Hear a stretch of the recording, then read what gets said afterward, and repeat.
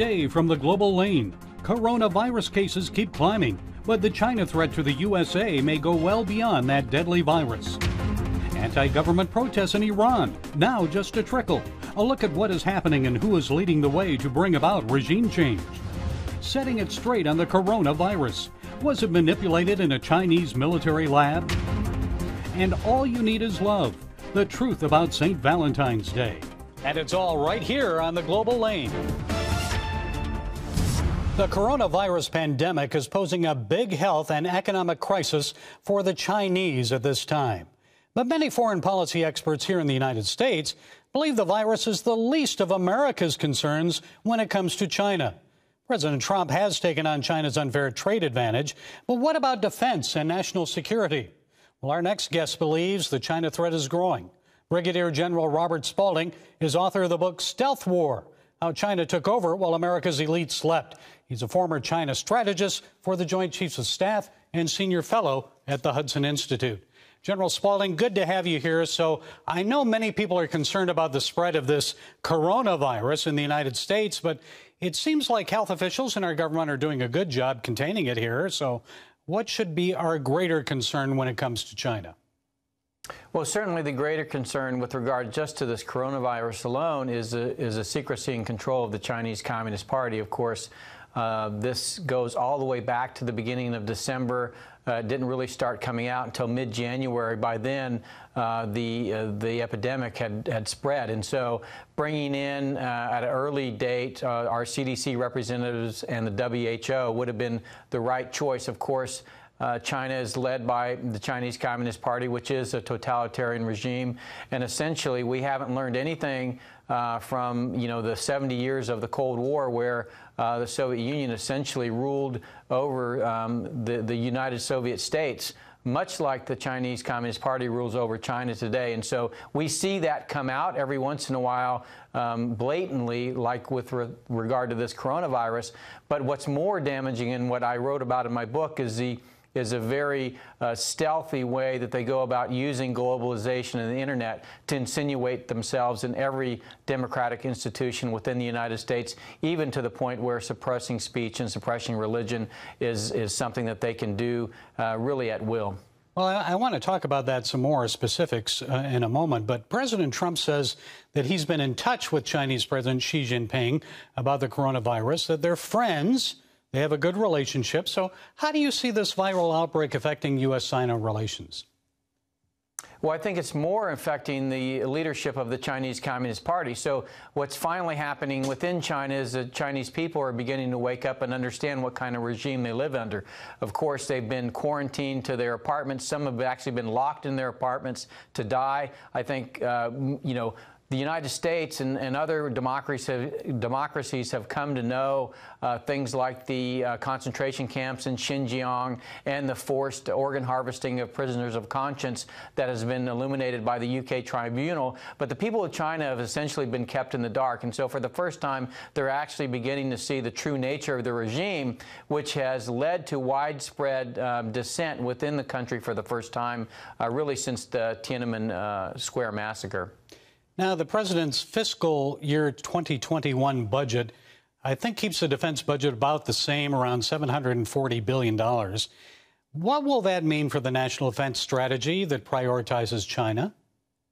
Well, I think one of the major things to have happened policy-wise in the United States is last August we pulled out of the Intermediate Nuclear Forces Treaty, which was a treaty between Russia and the United States. Now, what that treaty said was the United States couldn't build intermediate-range ballistic or cruise missiles, but the Russians were violating it, and the Chinese have used the fact that they weren't a signatory to build thousands, literally thousands, of intermediate-range ballistic and cruise missiles that are conventionally armed. Some are nuclear armed in the region, which really puts our forces, like carrier battle groups in our bases, our air bases in the region, under threat. And what we needed to do was really begin to build some of those weapons ourselves, because they are quite effective and efficient at creating deterrence. They are taking our innovation, our technology, our talent and capital, and using it to build up their science and technology capability and their manufacturing capability. And so not just building weapons or buying weapons is what the United States need to do. Rather, it needs to begin to invest in infrastructure and manufacturing and science and technology and STEM education. By the way, these are all things that the Eisenhower administration did during the beginning of the Cold War, which led to our victory. So the national security strategy really talks about changing the equation. Stop giving all of our technology, our innovation, our talent, and our capital to the Chinese to build up their power. Let's begin to invest in America and the American people. And I'm hopeful that in the next administration, we'll begin to put in some of those measures in place. Well, I know in his State of the Union address, the president said he's committed to building the newest branch of the U.S. military.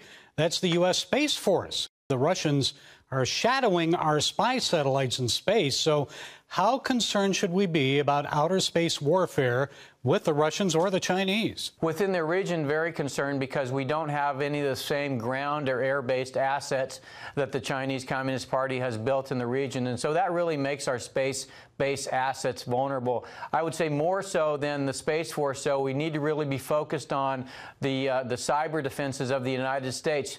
The American military doesn't focus on protecting the data of the American people. And we saw recently that Experian was rated of 48 million records. So 148 million Americans had their credit data stolen by the Chinese Communist Party. The Department of Justice indicted the 4 PLA officers, but nevertheless, that data is within China now, and they're going to use it to undermine, the people or to get close to the people that they want to. And so it's an incredible tragedy that the American military is not protecting the data of the American people.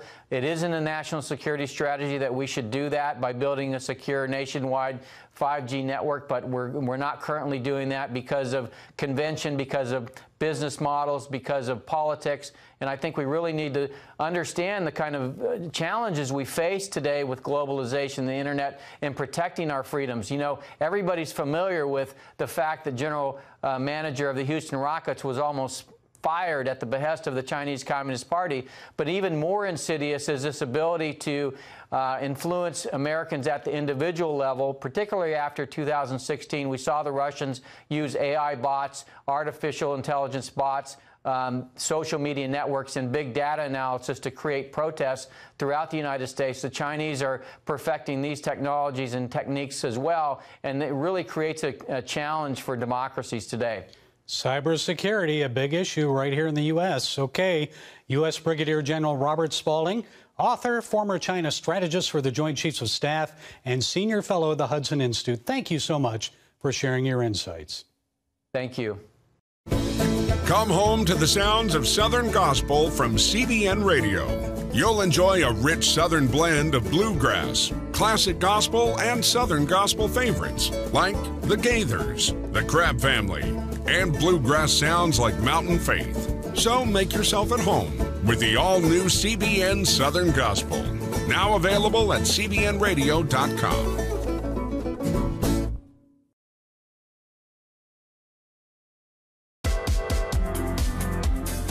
Meet the pastors who are preaching the gospel in a fresh, fearless way.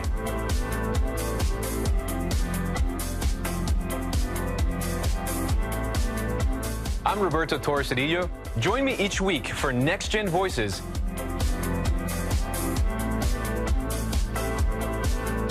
And watch God transform a generation.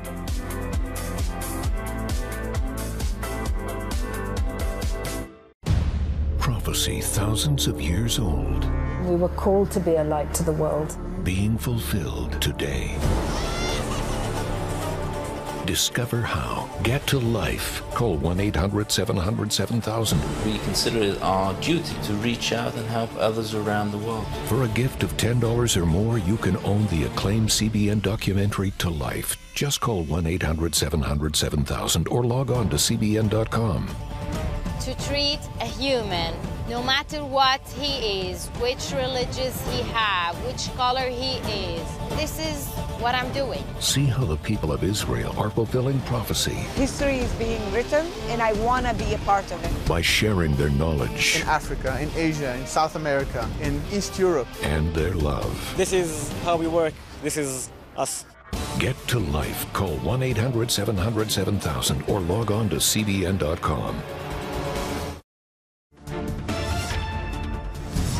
than a month has passed since President Trump announced an American drone attack successfully killed Iranian terrorist Qasem Soleimani. Anti-government protesters took to the streets in the aftermath, but it now seems like demonstrations in Iran have subsided. Activists in the West fear there's no strong, unified opposition that could bring about Iranian regime change. Well, here with more is Manda Zandervan, founder and president of the Alliance of Iranian Women. She's author of the new book, The Ladies' Secret Society, History of the Courageous Women of Iran.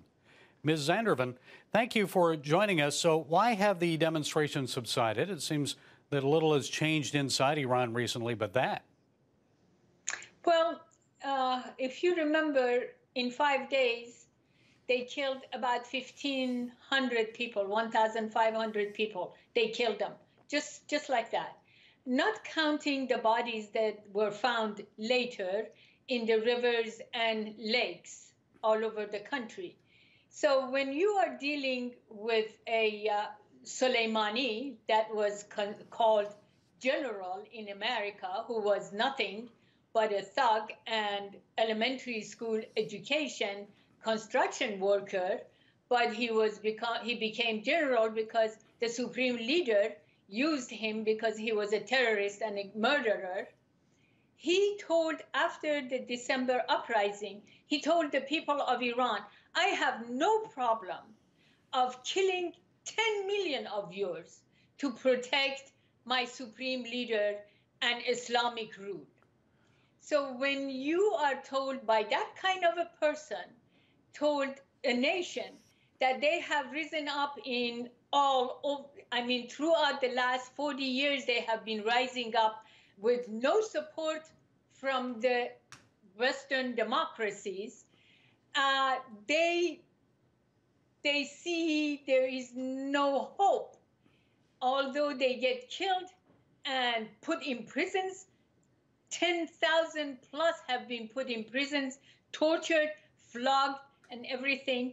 Right now, there are 132 Iranian women in prisons who are lawyers, scientists, teachers, and these people are in prison.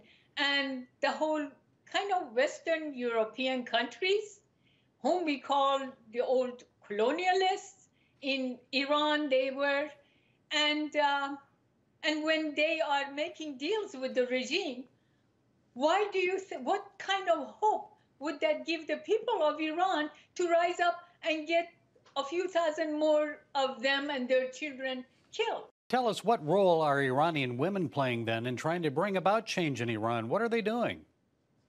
Well, Iranian women have been fighting from day one. I was there when the Khomeini's regime was established by the support of the President Carter's administration, who were lied to, but at that time, we rose up. We marched on the streets under snow, rain, wind. Day after day, we got beaten up by chains and bats of the hoodlums of Khomeini's regime, and nobody cared in the world, and nobody stood by us. And then we have done that. We had the first 10 years of bloody war with Saddam Hussein. 1 million Iranian boys and young men were killed in that war. Nobody cared. Then there was a University of Tehran throughout the country rose up, and nobody cared. That the kids, the regime hoodlums went into the high-rises, the dormitories on both sides of university, and threw the kids out of the windows from 10th floor, 8th floor, wherever they were. And 2009, they rose up, Obama, are you with them or with us? Marched on the streets. And what did President Obama do? Gave the regime $148 billion and supported, and they did a deal that empowered them and weakened the people of Iran. And how much do you think people can rise up without any support, and support for the regime instead of for them? Well, let me ask you this then, Manda, as we wrap this up. Is the United States on the right course? What should President Trump and his administration be doing right now that they're not doing? Well, they have to get the Western European democracies, as he said, he told them in London that, you know, the business can continue after this humanity is taken care of, and they can stand by the people. Stop empowering the regime. This regime, as long as they know that they are supported by the powers to be, they are going to kill Iranian people, children and women and 10, and abuse everything as long as they get support from the Western world. So a unified response then, not only from the United States, but our Western allies. The book is The Ladies' Secret Society, History of the Courageous Women of Iran. Manda Zandervan, founder and president of the Alliance of Iranian Women, thank you for sharing your insights. Thank you for listening to the voice of Iranian people. Too often, we carry baggage from our past. You know what it's like. It affects everything and everyone in our lives. It's always there, weighing us down and keeping us from achieving true happiness. But do you know God never meant for us to be trapped in the past? You can be free of your baggage. Learn how God's forgiveness leads to changed lives and new beginnings. Call the 700 Club. I'm Ephraim Graham, and this is Studio 5. Cruise with me as I discover the good things happening in the world of music, sports, television, and movies. The fact that Ryan Coogler was going to be directing the film, I knew that something special was going to happen.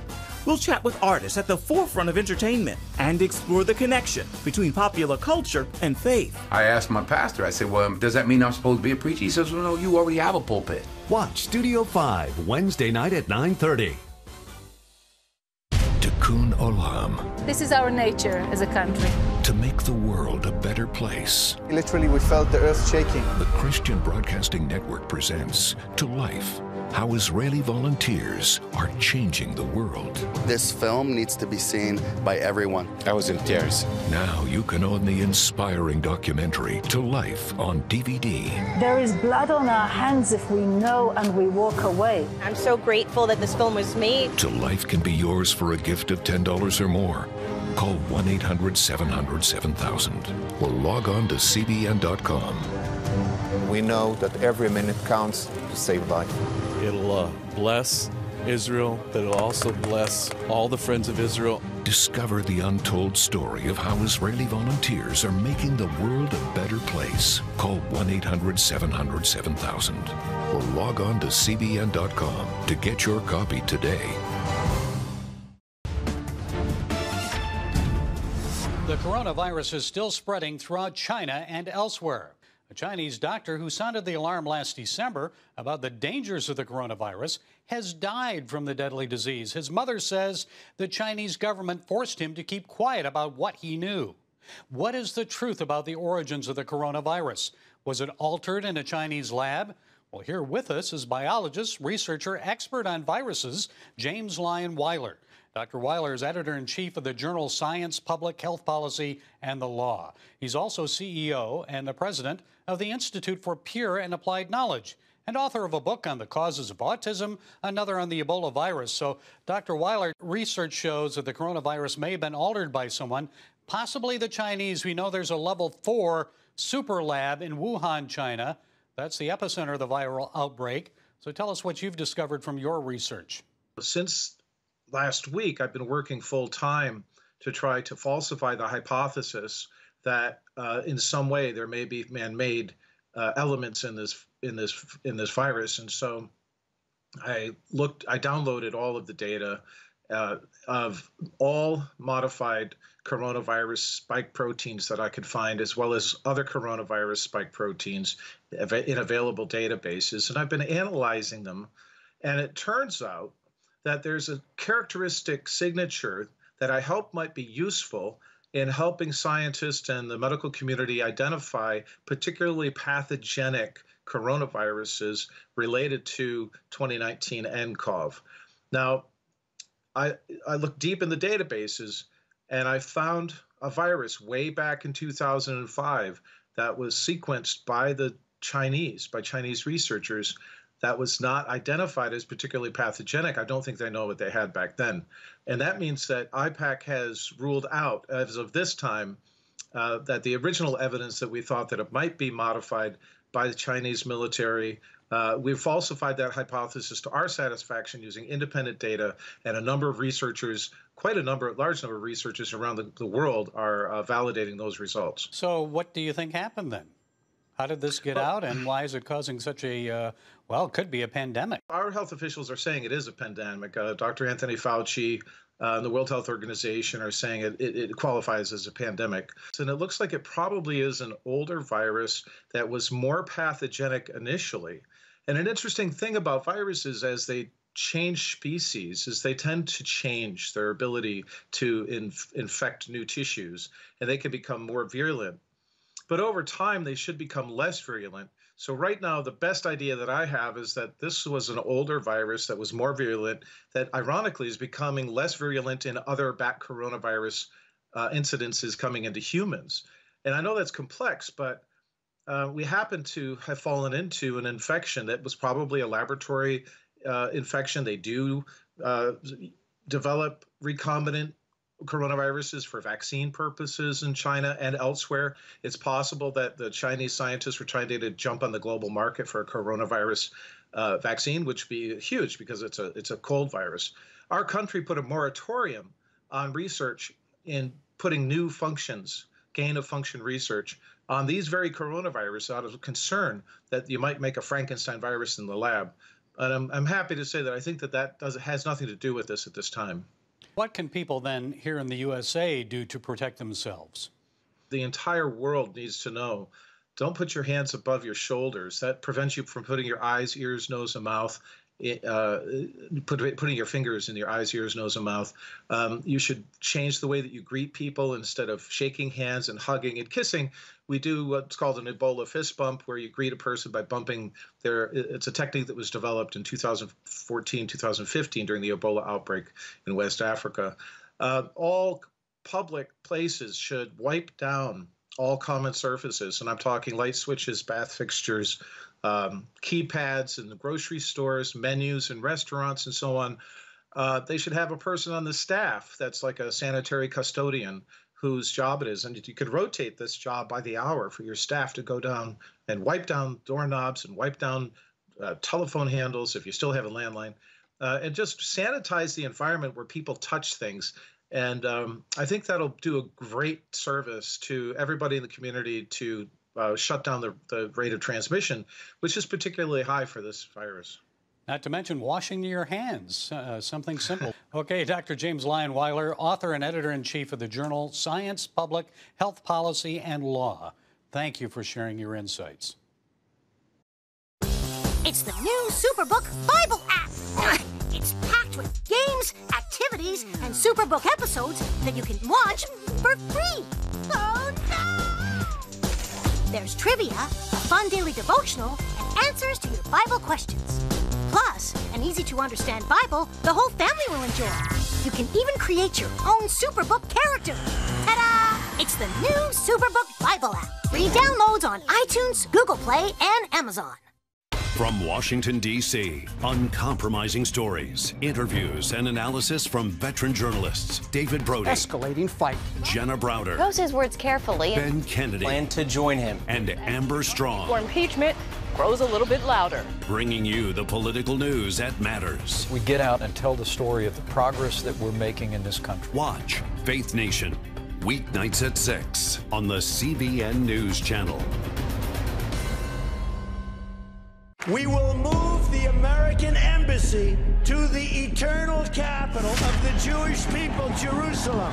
As the nations rage, you can stand with Israel. History is being written, and I want to be a part of it. Call 1-800-700-7000 and get to life. This is our nature as a country. Discover the untold story of how Israeli volunteers are changing the world. We consider it our duty to reach out and help others around the world.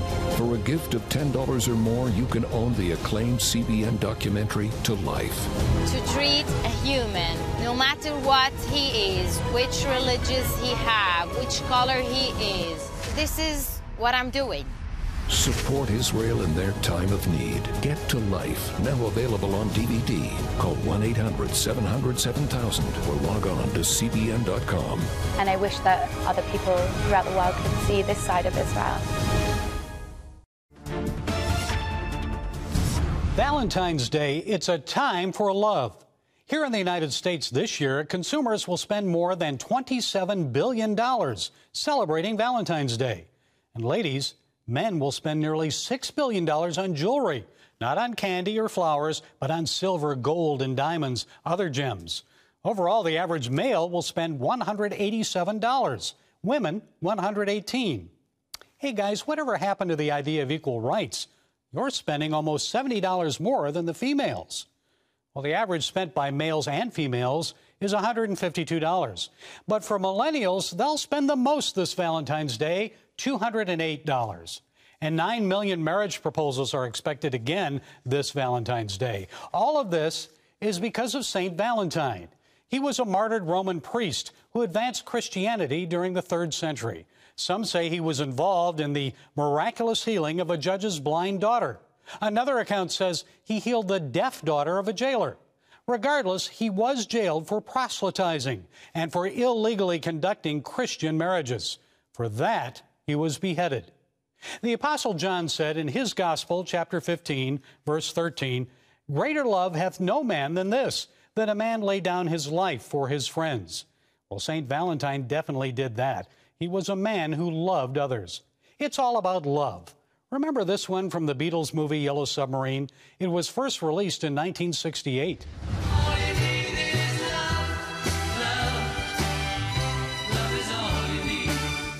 How many Beatles fans have played that song over the years? More than 1900 years before the birth of the Beatles, someone else talked about love, and he influenced the world much more than the Beatles did. Sent by God to save us, Jesus gave us a new command. In John 13:34, he said, "Love one another as I have loved you, that you also love one another." So how do we know this Valentine's Day and every day if someone truly loves us? Well, here's what to look for. In his first letter to the Corinthians, the Apostle Paul said, "Love is patient, love is kind. It does not envy, it does not boast, it is not proud, it does not dishonor others, it is not self-seeking, it is not easily angered. It keeps no records of wrongs. Love does not delight in evil, but rejoices with the truth. It always protects, always trusts, always hopes, always perseveres." 6 verses later, Paul wrote this, "And now these 3 things remain, faith, hope, and love. But the greatest of these is love." So this Valentine's Day, tell someone close to you that you love them. And let's show others the same love that God has for us. And that's not just for Valentine's Day, but forever. Well, that's it today from the Global Lane. Be sure to follow us on Facebook, iTunes, SoundCloud, YouTube, and Twitter. And until next time, happy Valentine's Day. Be blessed.